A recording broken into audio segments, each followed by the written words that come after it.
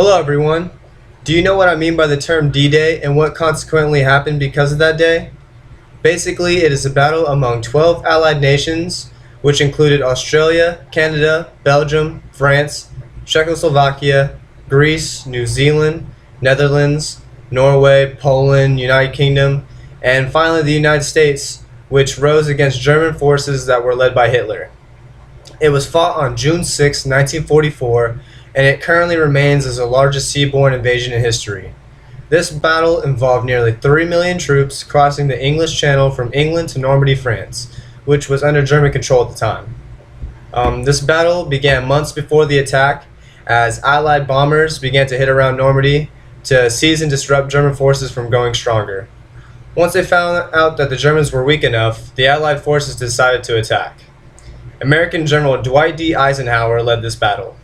Originally on June 5, 1944, that was the official date selection for the invasion, except bad weather days before the invasion delayed the fight for about 24 hours. This delay turned out well, as since the weather was bad, the Germans did not believe an invasion was coming.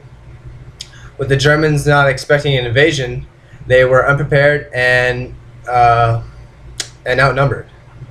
Operation Overlord was the code name for the invasion of Normandy. Basically, deception was also a big key to the battle for the Allies. They'd use multiple code names, double agents, and even fake radio calls to make the German forces think they were doing different actions, hence the name Operation Overlord, which was the invasion of Normandy. In fact, the Germans thought they had, from all the clues, that they had found out they were going to attack past Calais instead of Normandy, France.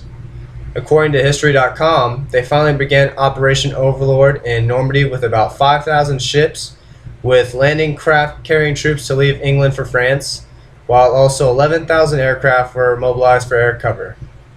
Thousands of troops and paratroopers were behind enemy lines ready for battle.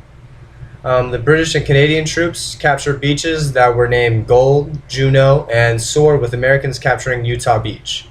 The U.S. military was facing heavy resistance at Omaha Beach, where about 2,000 Americans were killed.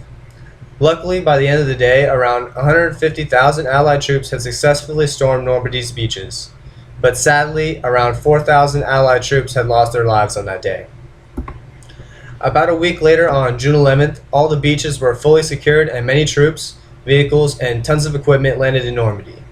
By the end of August 1944, the Allies had freed France from German control, and now the Allied forces were now prepared to move on into Germany, where we would destroy their empire.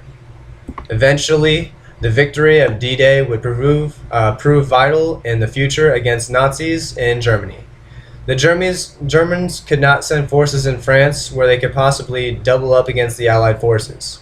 So they were forced to fight only one direction, and that proved to be costly for them.